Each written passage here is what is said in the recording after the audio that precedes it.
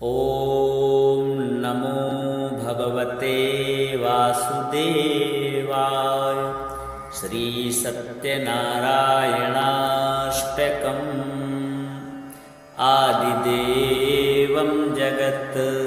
कारणं श्रीधरं लोकनाथं विभुं व्यापकं शङ्करं सर्वभक्तेष्टदं मुक्तिदं माधवं सत्यनारायणं विष्णुमि संभजे। सर्वदा लोककल्याणपारायणं देवगोविप्ररक्षार्थसद्विग्रहं दीनहीनात्मभक्ताश्रयं सुन्दरं सत्यनारायणं विष्णुमि संभजे। दक्षिणे यस्य गङ्गा शुभते राजते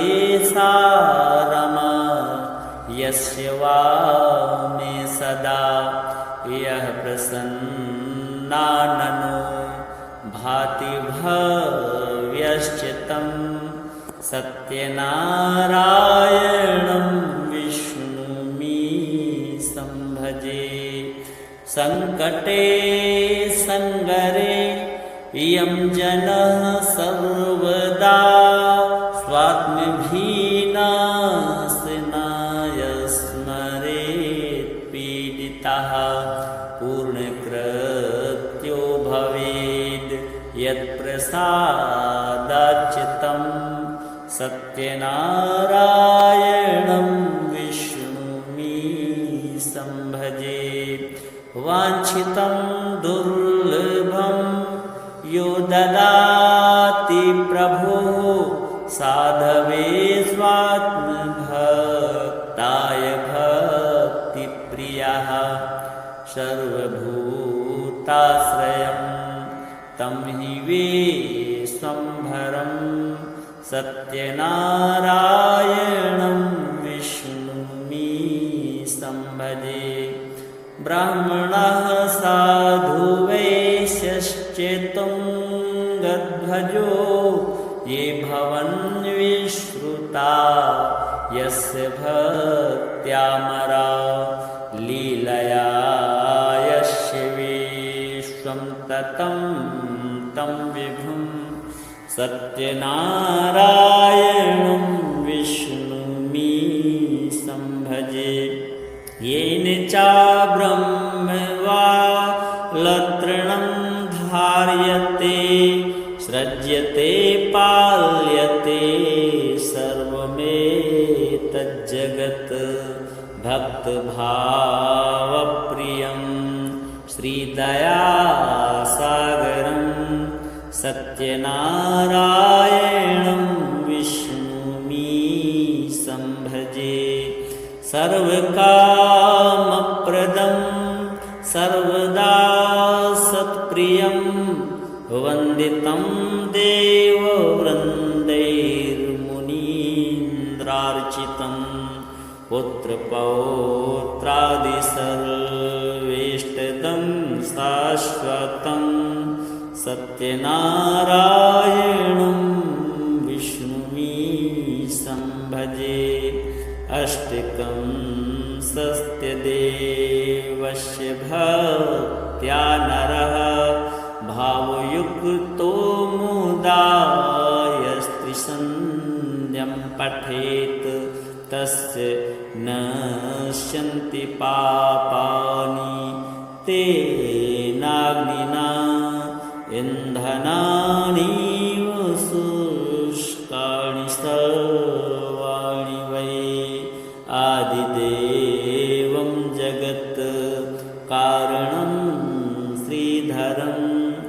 लोकनाथं विभुं व्यापकं शङ्करं सर्वभक्तेष्टदं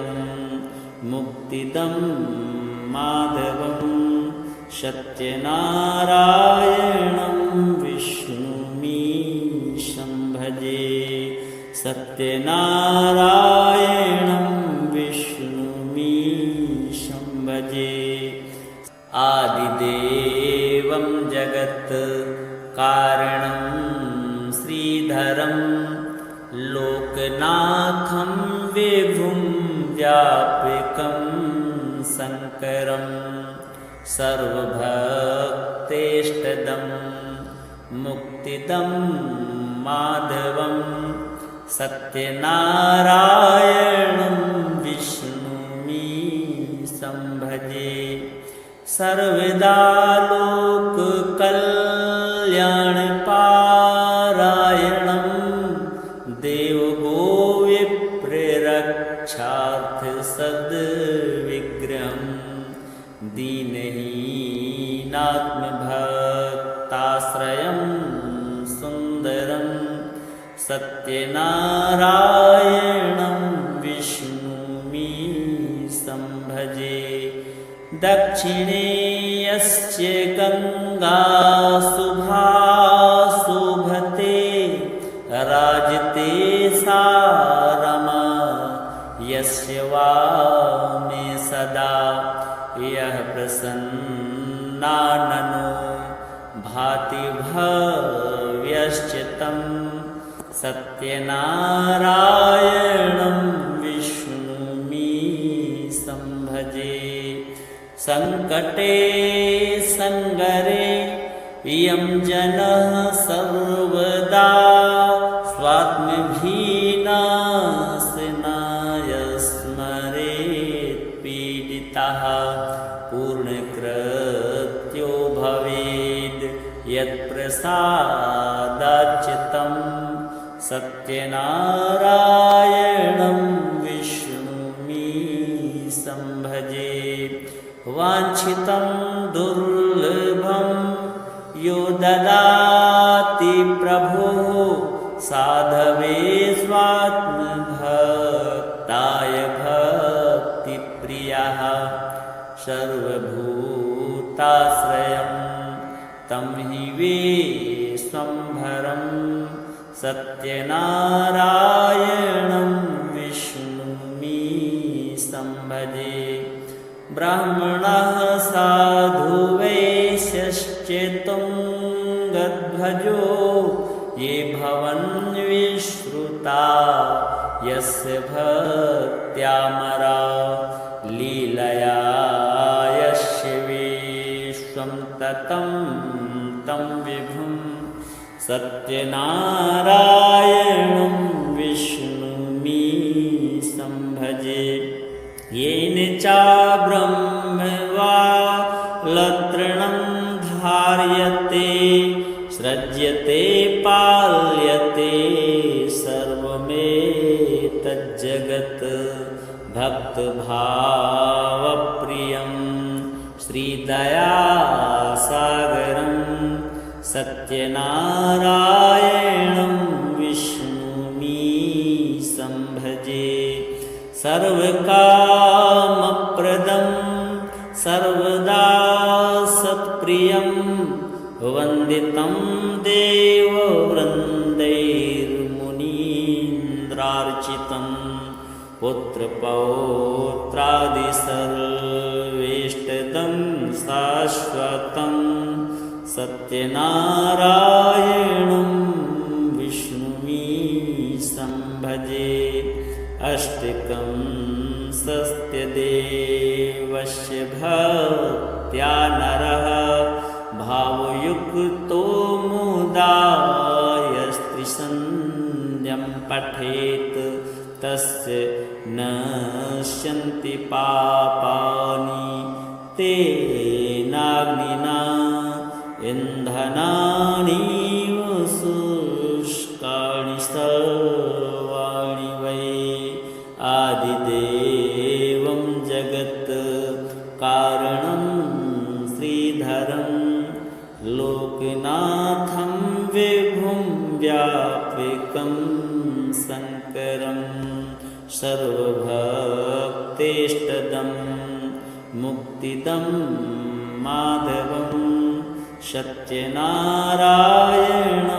विष्णुमीशं भजे सत्यनारायणं विष्णुमीशं भजे आदिदेवं जगत् कारणं श्रीधरं लोकनाथं विभुं व्यापकं शङ्करं सर्वभक्तेष्टदं मुक्तिदं माधवं सत्यनारायणं विष्णुमीशं भजे सर्वदा लोककल्याणपारायणं देवगोविप्ररक्षार्थसद्विग्रहं दीनहीनात्मभक्ताश्रयं सुन्दरं सत्यनारायणं विष्णुमीशं भजे दक्षिणे यस्य गङ्गा शुभा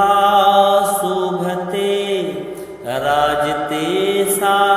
रमा यस्य वामे सदा यः प्रसन्नाननो भाति भव्यश्च तं सत्यनारायणं विष्णुमीशं भजे संकटे संगरे यं जनः सर्वदा स्वात्मभिनाशनाय स्मरेत् पीडितः पूर्णकृत्यो भवेद् यत्प्रसादाच्युतं सत्यनारायणं विष्णुमीशं भजे वाञ्छितं दुर्लभं यो ददाति प्रभुः साधवे स्वात्मभक्ताय भक्तिप्रियः सर्वभूताश्रयं तं हि विश्वम्भरं सत्यनारायणं विष्णुमीशं भजे ब्राह्मणः साधु वैश्यश्चेतुङ्गध्वजो ये भवन्विश्रुता यस्य भक्त्यामरा लीलया यस्य विश्वं ततं तं विभुं सत्यनारायणं विष्णुमीशं भजे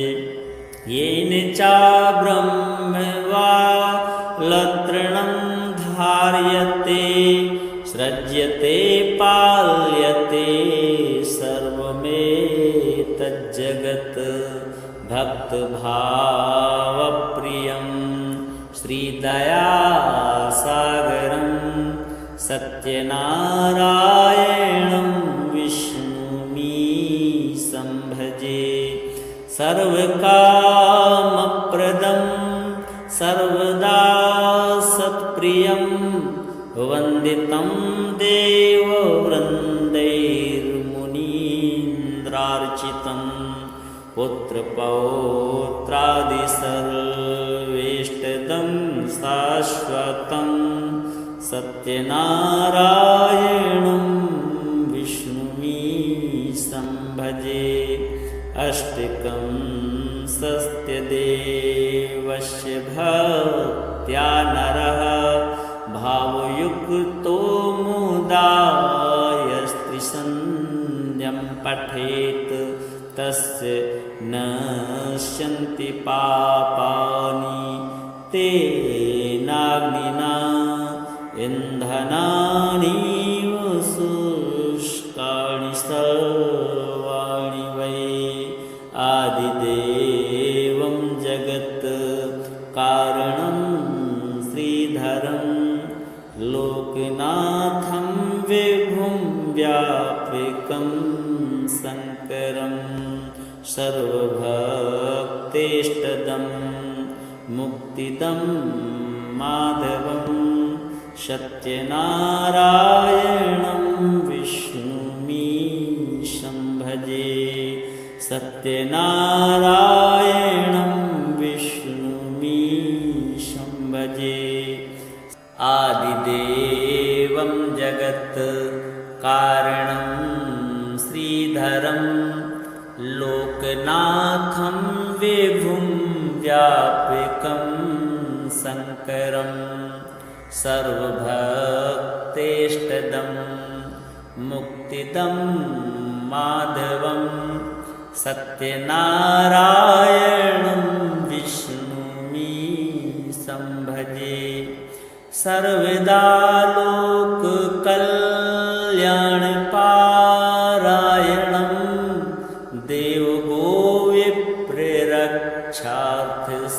देवगोविप्ररक्षार्थसद्विग्रहं दीनहीनात्मभक्ताश्रयं सुन्दरं सत्यनारायणं विष्णुमीशं भजे दक्षिणे यस्य गङ्गा शुभा शोभते राजते सा रमा यस्य वामे सदा यः प्रसन्नाननो भाति भव्यश्च तं सत्यनारायणं विष्णुमीशं भजे संकटे संगरे यं जनः सर्वदा स्वात्मभिनाशनाय स्मरेत् पीडितः पूर्णकृत्यो भवेद् यत्प्रसादाच्युतं सत्यनारायणं विष्णुमीशं भजे वाञ्छितं दुर्लभं यो ददाति प्रभुः साधवे स्वात्मभक्ताय भक्तिप्रियः सर्वभूताश्रयं तं हि विश्वम्भरं सत्यनारायणं विष्णुमीशं भजे ब्राह्मणः साधु वैश्यश्चेतुङ्गध्वजो ये भवन्विश्रुता यस्य भक्त्यामरा लीलया यस्य विश्वं ततं तं विभुं सत्यनारायणं विष्णुमीशं भजे येन चाब्रह्मवालतृणं धार्यते सृज्यते पाल्यते सर्वमेतज्जगत् भक्तभावप्रियं श्रीदयासागरं सत्यनारायणं विष्णुमीशं भजे सर्वकामप्रदं सर्वदा सत्प्रियं वन्दितं देववृन्दैर्मुनीन्द्रार्चितं पुत्रपौत्रादिसर्वेष्टदं शाश्वतं सत्यनारायणं विष्णुमीशं भजे अष्टकं सत्यदेवस्य भक्त्या नरः भावयुक्तो मुदा यस्त्रिसन्ध्यं पठेत् तस्य नश्यन्ति पापानि तेनाग्निना इन्धनानि शुष्काणि सर्वाणि वै आदिदेवं जगत् कारणं श्रीधरं लोकनाथं विभुं व्यापकं शङ्करं सर्वभक्तेष्टदं मुक्तिदं माधवं सत्यनारायणं विष्णुमीशं भजे सत्यनारायणं विष्णुमीशं भजे आदिदेवं जगत् कारणं श्रीधरं लोकनाथं विभुं व्यापकं शङ्करं सर्वभक्तेष्टदं मुक्तिदं माधवं सत्यनारायणं विष्णुमीशं भजे सर्वदा लोककल्याणपारायणं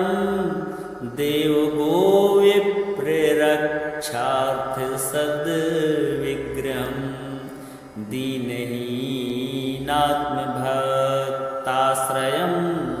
सुन्दरं सत्यनारायणं विष्णुमीशं भजे दक्षिणे यस्य गङ्गा शुभा शोभते राजते सा रमा यस्य वामे सदा यः प्रसन्नाननो भाति भव्यश्च तं सत्यनारायणं विष्णुमीशं भजे संकटे संगरे यं जनः सर्वदा स्वात्मभीनाशनाय स्मरेत् पीडितः पूर्णकृत्यो भवेद् यत्प्रसादाच्युतं सत्यनारायणं विष्णुमीशं भजे वाञ्छितं दुर्लभं यो ददाति प्रभुः साधवे स्वात्मभक्ताय भक्तिप्रियः सर्वभूताश्रयं तं हि विश्वम्भरं सत्यनारायणं विष्णुमीशं भजे ब्राह्मणः साधु वैश्यश्चेतुं गद्भजो ये भवन्विश्रुता यस्य भक्त्यामरा लीलया यस्य विश्वं ततं तं विभुं सत्यनारायणं विष्णुमीशं भजे येन चाब्रह्मवालतृणं धार्यते सृज्यते पाल्यते सर्वमेतज्जगत् भक्तभावप्रियं श्रीदयासागरं सत्यनारायणं विष्णुमीशं भजे सर्वकामप्रदं सर्वदा सत्प्रियं वन्दितं देववृन्दैर्मुनीन्द्रार्चितं पुत्रपौत्रादिसर्वेष्टदं शाश्वतं सत्यनारायणं विष्णुमीशं भजे अष्टकं सत्यदेवस्य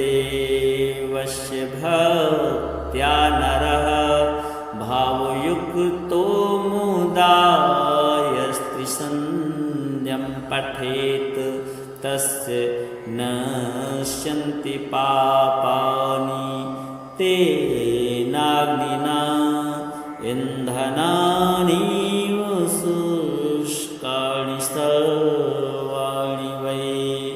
आदिदेवं जगत् कारणं श्रीधरं लोकनाथं विभुं व्यापकं शङ्करं